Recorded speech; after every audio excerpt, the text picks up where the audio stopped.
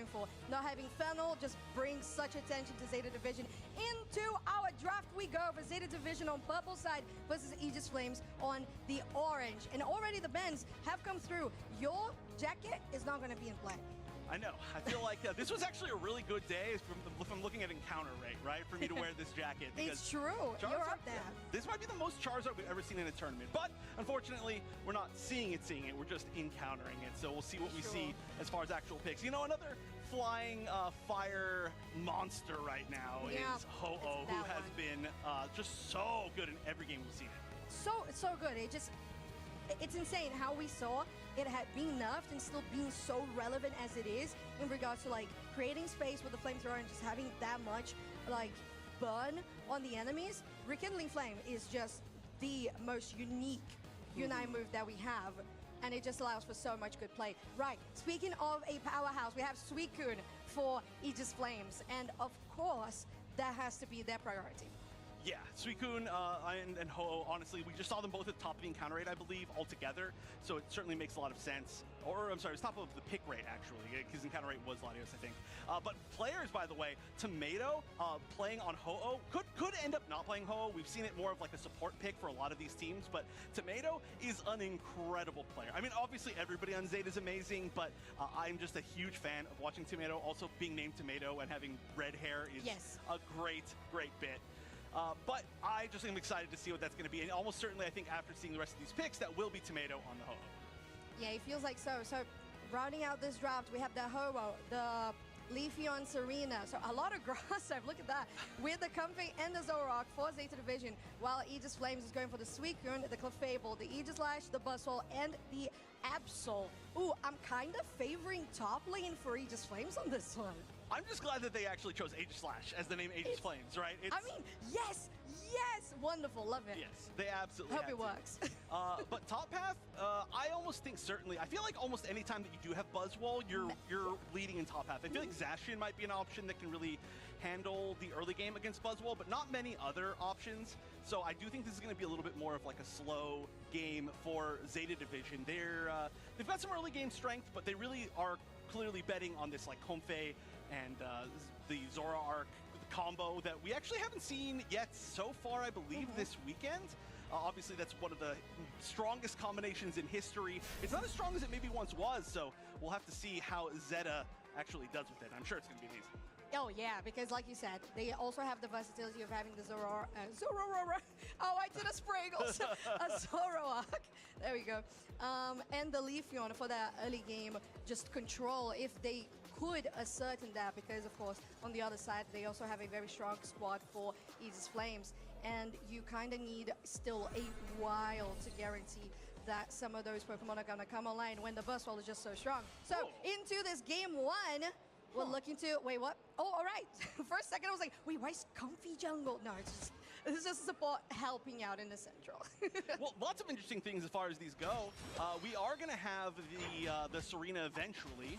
It's not Serena yet. Down in the bottom path. That's a really, really interesting choice, and not one that you usually see as a little bit more of either a center area or a top path Pokemon. So you can see right now it's just bouncing along and being supported by this Ho-Oh, which is going to be a great, great, great path partner. At the moment, they're pretty far ahead, but there's going to be a little bit of a slow path, I think, on bottom. Though they're, you know, the legendaries here are quite strong. But we're not going to see Aegislash and Serena really at full strength until they are their full evolutions.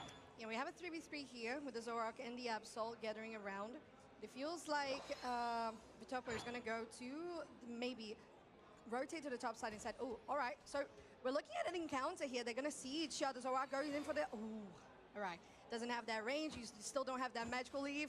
You don't have the grass knot on the Comfey, so you're not going to be able to do more. 4 people here on the top side for Aegis Flames. Love this rotation. They get all the Swabblers. Oh, this is a 4-stack pushing top, and not a whole lot of defense as it was this solo Leafeon up top. I did like this choice, though. Leafeon does well, you know, if it was going to be just the Buzzwole. Unfortunately, Buzzwole and the crew are a little bit much for just one evolution, and now they're not just happy with that. They're going to keep on going down, take every Pokemon that they see as Aegis Flames. I mean, this is a very, very huge statement. Obviously, they can get fought back here, but the confidence to push in on Zeta division like this in Game 1 of Worlds, I love it, and look at that. Yeah, and they get another one as well with this invade. Now still trying to push, but Rom will counter down on the Tharas, and they're gonna go down at the end. So at least Zeta, we know, they have the map control awareness, right? To be able to make those comebacks. Now with the 8-minute mark, Altaria in the central area, they're also going to be fighting over those, while here on the bot side, just trying to stack as much as possible for Vitopo. Ooh, look at that, the Buzzwall's going to go down, and that's going to be Rom chasing out for Leozine as well. Oh, he just flames. What happened? I mean, it would look like they were doing really well, but of course you have to remember that's them doing well not against their main combo, which is going to be the Zoro-Roro-Roro-Arc and the Comfey. So finally they got to play a little bit, and you only need to play a little bit with that combination to make a big difference, and so things are starting to even up. I mean, points lead definitely Zeta Division's favor. Points scored altogether pretty high for this early in the game, only the 7-minute 20 mark, and they're fighting their way back. Ooh, they're going to be going all the way in. Okay. Oh, maybe fly back? Nope, Tomato. Oh, not quite getting all the way over. That's actually a little bit scary, but maybe they tried to fake it out. I'm not sure exactly what that was, just a different decision, but they're still going to hang out over there. We've seen a lot of invading Ho-Ohs so far, so not a big surprise that we're going to see it a little bit later in the game, but might as well just check to see what you can get. It does have a very good, like, controlled burn damage, like, maintained throughout the time, like a DPS, right, damage over time. So that's pretty good to try to maintain not just the damage on the enemy, but also on the buff. Now going out with a Super Soul Slam. Into the air they go as well. And Rom will take the Clefable down. Still trying to get something here, but Aegis Flames is just falling at the seams.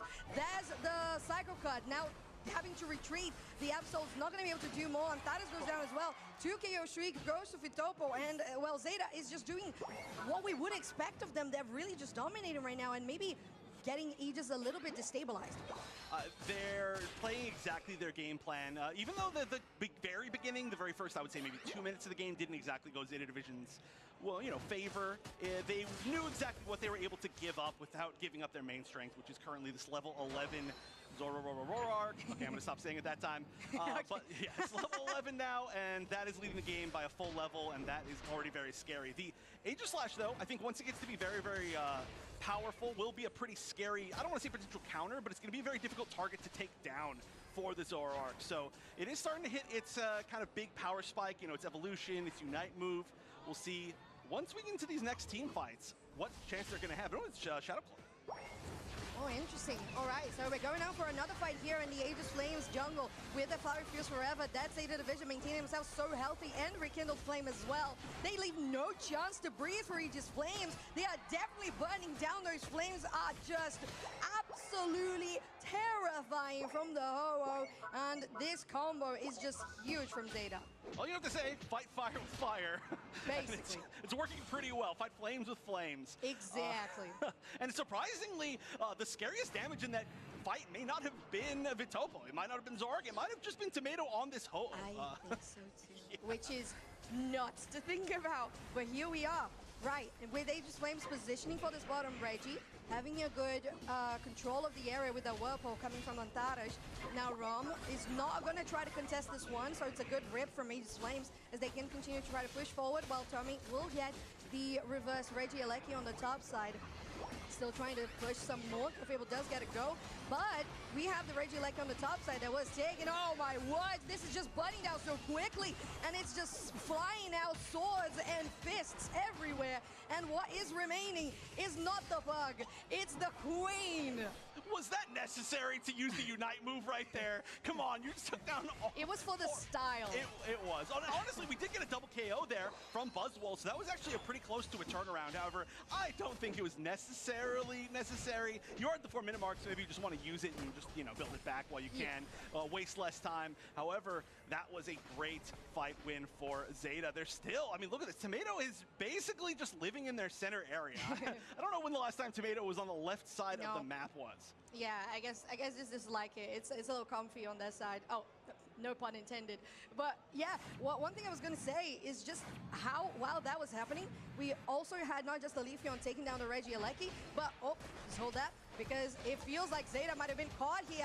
The infinite ice spikes coming through, but the damage from the Zoroark is insane. Vitopo chasing out for Antares, and it's just so close to taking down. There KO streak and 50 points for the Leafeon, because we saw all the goals destroyed. We're in home goal already. Oh my goodness, that was a juicy carrot on a stick that they went to go and bite, and unfortunately they were punished for it. Same thing here, I don't know how much they want to actually chase. They do have the numbers advantage, but Vitopo alone took down basically 3 members in that last little engagement. The moment that they thought they were going to get that nice, I mean, it was a nice, like, kind of catch, right? Catching that Serena. However, the moment that they all grouped up, the moment Absol was like, okay, it's time I can go in, it's safe, and then all of a sudden it was just like dash through, and Vitopo was like, okay, thank you for the KO. Yeah, I appreciate that. Ooh, but we're going to see that being said by Aegis Flames by taking Serena once again, but it's closer to the final stretch. Still a little ways away. There's still 10 seconds for them to respawn, allowing the Aegis Flames to have an opening and take the Reggie Alecki top. Although, can they and should they commit to pushing to top side though? I don't know. I mean, the points lead is huge. We are about to hit the final stretch. I mean, big note is the levels. We just see level 15 for Vitopo, and actually the highest level in the entire game was Tomi, hitting 15 at about the 3-minute mark, which is ridiculous. However, they're actually starting to push in and fight. It's already 1 member down. Okay, and it's a huge member as well as the Ho-Oh. You're not going to have the Rekindling Flame in 3 seconds for the Rayquaza to spawn. There's Vitopo coming out as well. They have the Comfy on the back. Now Tomi getting chased by that Fly LZ, and they're going into the bigs. That's pretty much a lot of action going on, and we're seeing the rip. No, we're not. So we're still going to go for this fight here. LZ will be finished because Vitopo just has so much damage. There's another one. Unfortunately, Good Games is also going to go down, and Zeta Division with a 4 KO streak for Vitopo on the Zoroark will push for the win. That was surgical. That was absolutely beautiful. They took down 3 members. They saw that there was only a Clefable left that was kind of standing as far as secure, so they actually dealt with the Clefable because that Unite move can be amazing secure. And then they turned around and united the final member, which was that Buzzwole, with Serena, just to make sure that things were all closed up. 0% chance that Aegis Flames were making that comeback. Almost did with that great start. They are going to have a little bit of fight in them here at the end, but unfortunately, it's not going to be enough. Minute 5 left. And I always hate to say it when there's a minute left, but this one is certainly in the bag for Zeta. Yeah, 500 points odd. Now 600 odd points ahead is definitely a lead. Now we're looking at them just having just the movement, you know, the momentum, so they're not gonna go cold for game 2 because there's still plenty to be played. But this one, like you said, wrapped in the back for Zeta Division. It just does take 2 members of Zeta down, but that's quite a lot of points that you have to surpass to actually come back. Potato over the wall should be okay, just poking out, just saying, I'm staying here up in the fence, that's all right. If I go down, that's okay, I don't mind it. And there's gonna be a gravity on them down as they are knocked out. Yeah, they're not even trying to win at this point. They're just playing around for fun in the fights, you know, as these last few moments are happening. They would, even if they had 100 in pocket for every single, or sorry, 50 in pocket, to score 100 for every single person on their team. If they had 100 in pocket, they would be disqualified because that's cheating. That's not true. That is illegal. That is illegal. That is wrong. But a great first game for Zeta Division. However, I will say, despite the fact that obviously at the very end, it was a very clean win for the Rayquaza and the score lead was pretty huge, there was a lot of fight in Aegis Flames. The scenario, you know, like whatever was happening, they were winning that. They were making the right choices. They were putting Zeta Division on the back foot. So if you can do that once, if you can do it twice, it means you can do it enough to actually win. It's just they have to consistently do it. And Zeta Division, their consistency is one of their biggest strengths, and it kind of always has been, but especially right now. Yeah, they're definitely performing just exactly as we expect them, and even better, which is something that we have been saying about Luminosity as well. So this is a team we expect quite a lot of. Aegis Flames with the Mewtwo Y and the Latios ban alongside Zeta Division with the Hoopa and the Charizard. So again, no jacket Charizard for Chef, but we still have the Ho-Oh. Now for Aegis Flames, because the other time we had Zeta on the purple, so first pick here will be Ho-Oh. I think Ho-Oh as a first pick has been kind of the most commonly chosen first pick of the day, and it makes a lot of sense. It looked so good. But now look at this, Tomato very potentially going on that Suicune. I think that we're going to have a really, really strong dependence, or I don't know, I should say maybe some like really strong MVP performances from the defender and supporter players amongst this tournament, just because there are so many things like Ho-Oh and Suicune that are getting past a lot of these bans, or, you know, Hoopa could have been unbanned, we could have seen that. We can see the Galarian Rapidash maybe coming from some supporter players. We can also see attacker players, which is what we're going to see right now potentially from the side of Aegis Flames. So Tomato, a star player like that, being able to play something like Suicune, I'm terrified. Well, you know what? Yeah, so am I. Especially paired with a Leafeon like that. If you can line people up and just slow them down for that Razor Leaf, I mean, right, we have the Clefable confirmed as well. Plus the Serena has been definitely on the rise. And on the side of Aegis Flames, that Galarian Rapidash we mentioned is coming through with an Elder Ghost. We have quite a lot of that healing that can come through. Ooh, okay, a Lucario plus a Zeraora, so it's the other side of the Zeraora. Right. Yes, that's not going to confuse me at all. Absolutely not. Interesting final two picks, though, from Aegis Flame. So we did see Lucario banned at the start of today. However, not a ban that I fully understood, if I'm being 100% honest. We've seen Lucario picked as well today. I believe it was, I actually can't remember which team we saw it from. But it's not a pick that I feel like is like really has been shown to be ban worthy quite yet.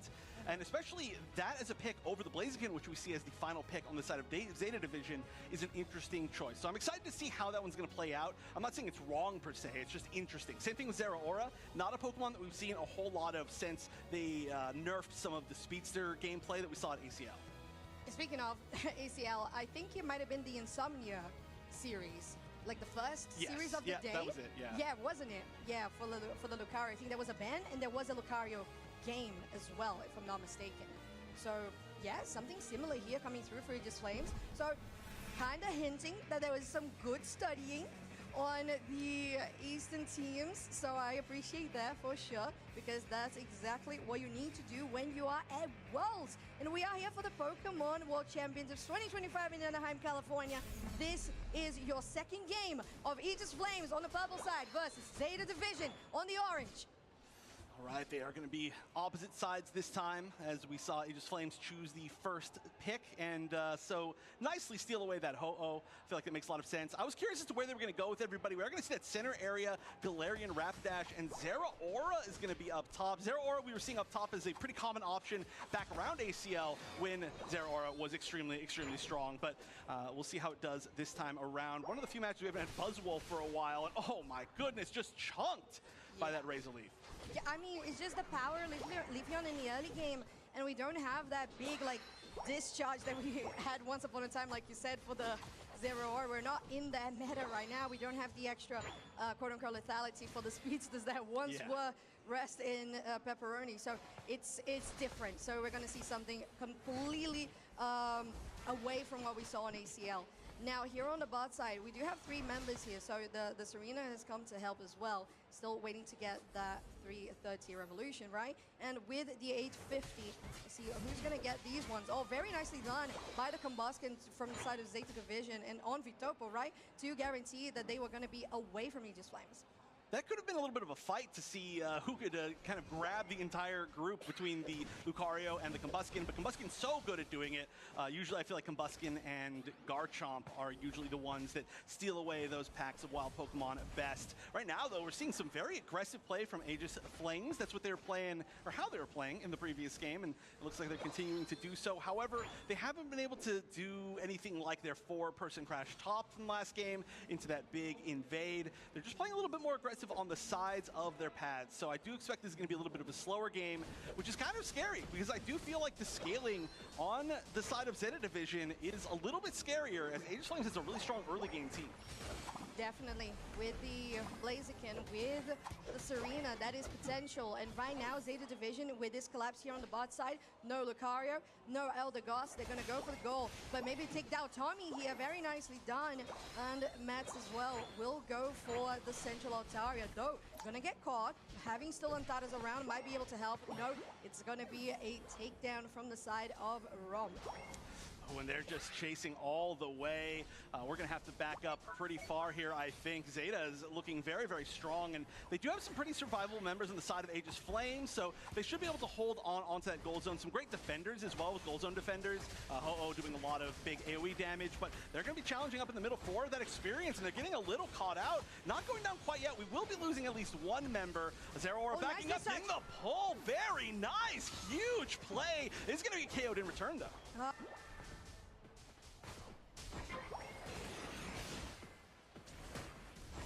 Definitely very impactful on the fight, coming from Rom on the Leafeon. So the extra AoE damage there was just really good to get control over the top pad.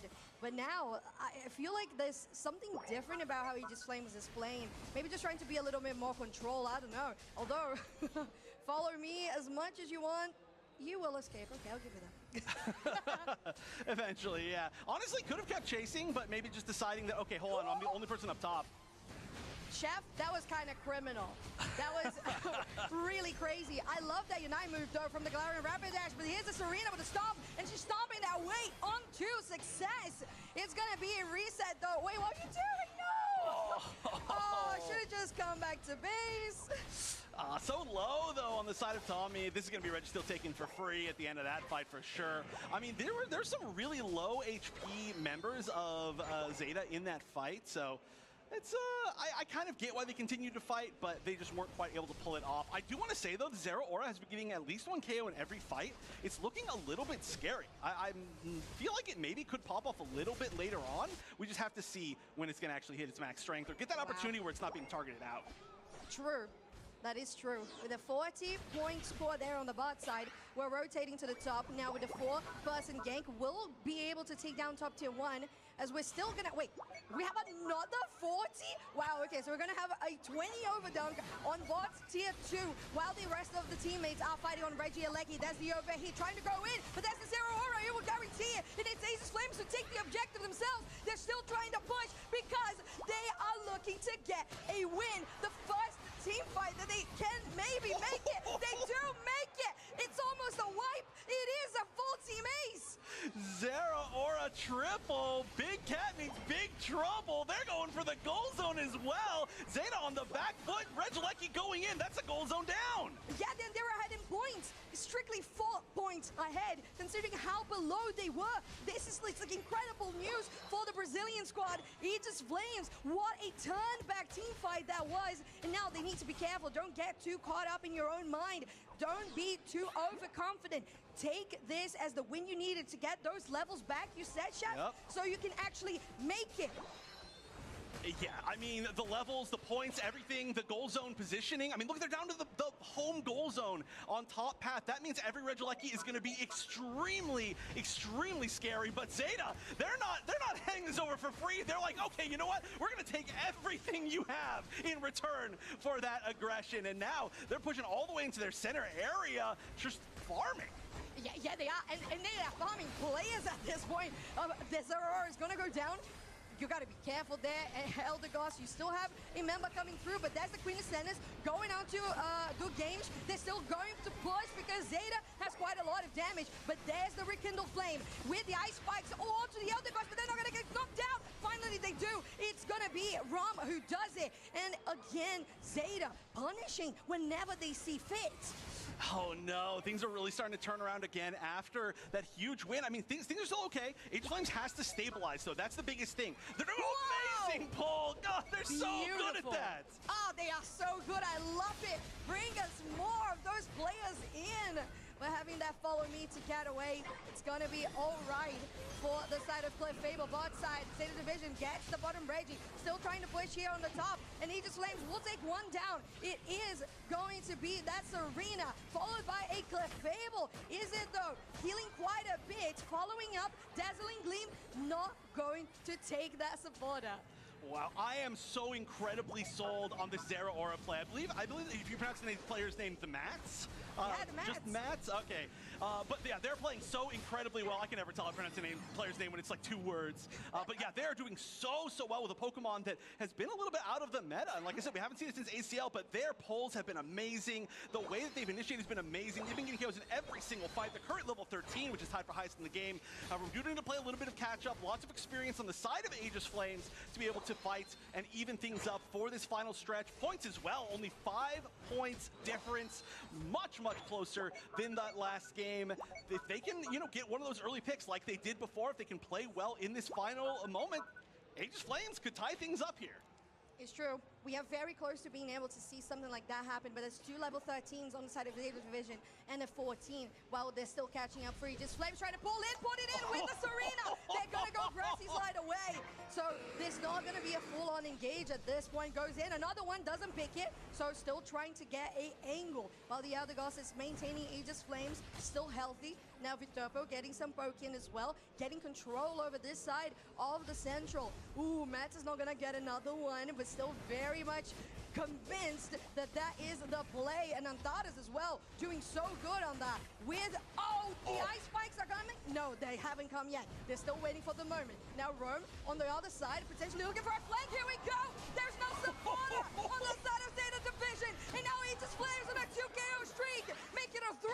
No, but that's all right. We keep on pushing. We go for Ray.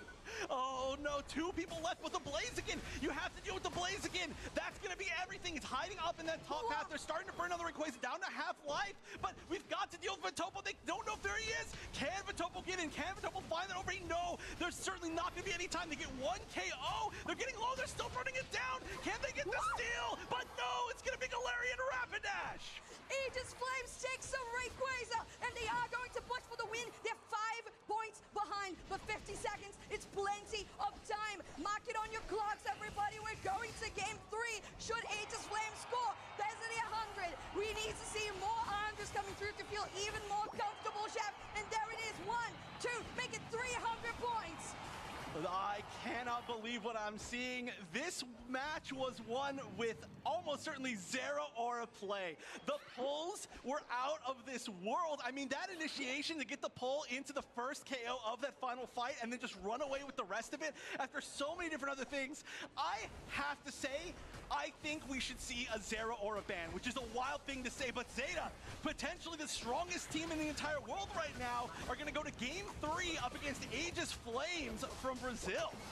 The Brazilian champions, Aegis Flames, taking the Japan Monsters Zeta division into a game 3, Chef. This is absolutely crazy. That's the only thing that matters. Game 3 is on the screen. Draft for Zeta division now. Back to the purple side in Aegis Flames on the orange. Get the respect. 2% ban rate for the Zero Aura.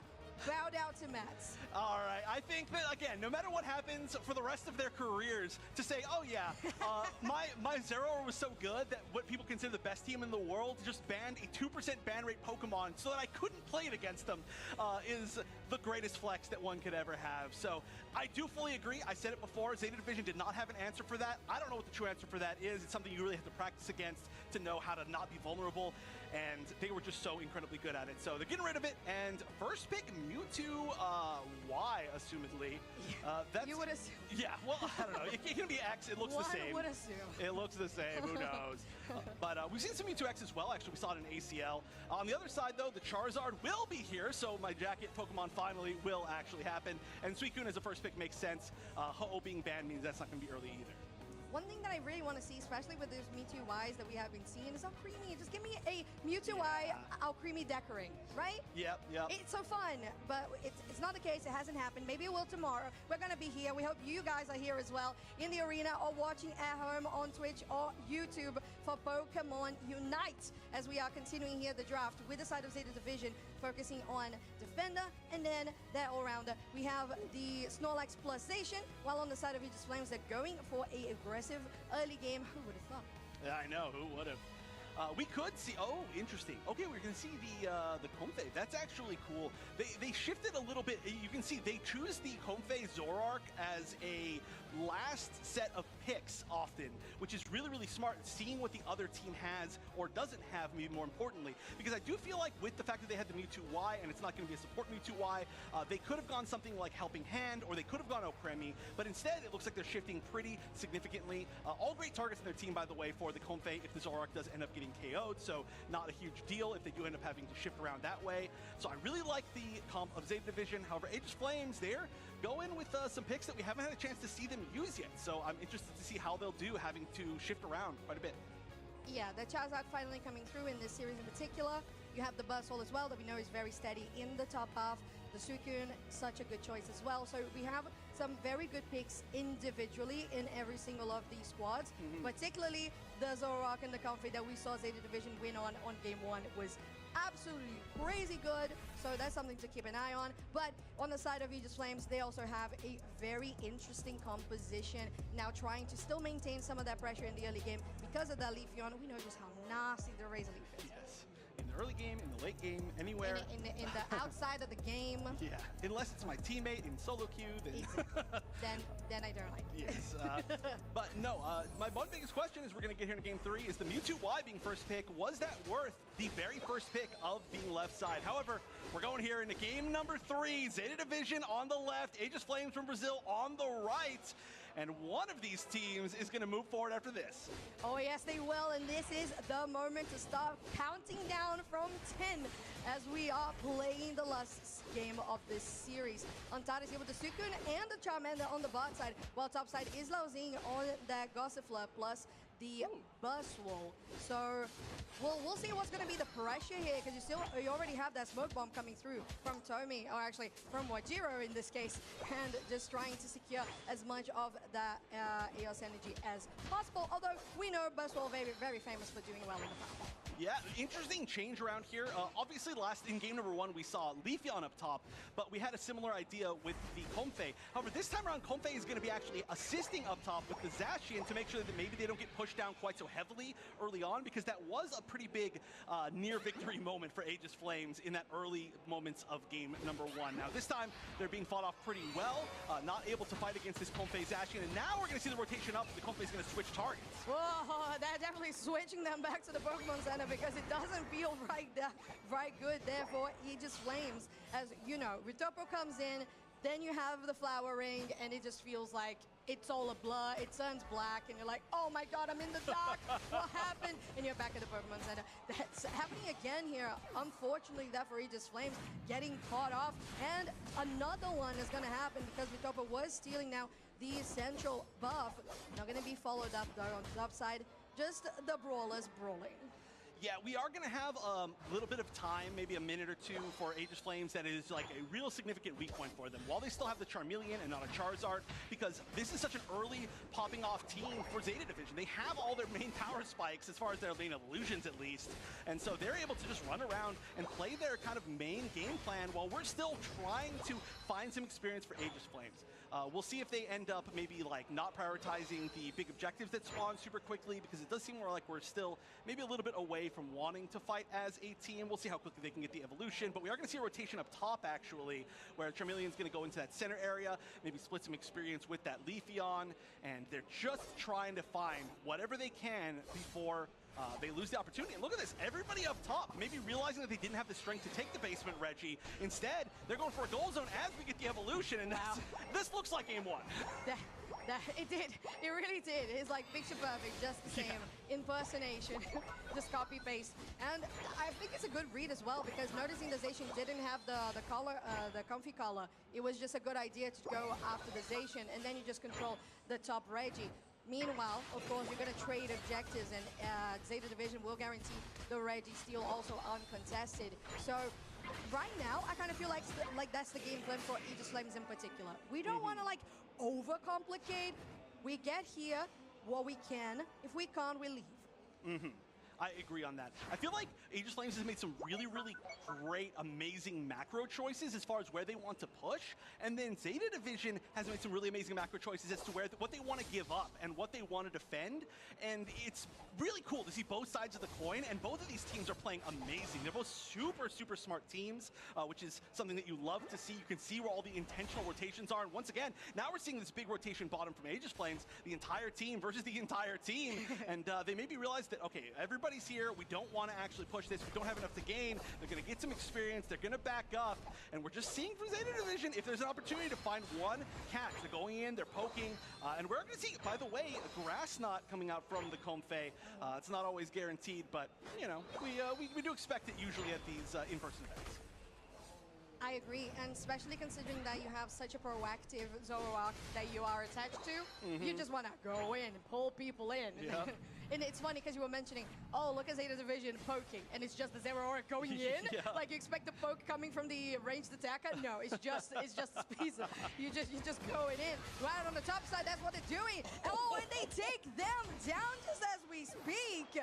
The duo is gonna get collapsed upon. Now Aegis Flame still pushing out here. Rom on half HP, Tomato almost on 60 as well, blocking them out. Pretty nicely done. And now Aegis Flame's finding the opportunity because the Regis are spawning pretty soon to go get Seismic Slam, and they are definitely slamming. And it feels like this is a goal down as they can reposition for either of the Regis. And can I just say, like, the draft, I didn't even get a chance to talk about it. The draft that they have is going to be, on the side of Aegis Flames, is going to be so much stronger against the Zoroark.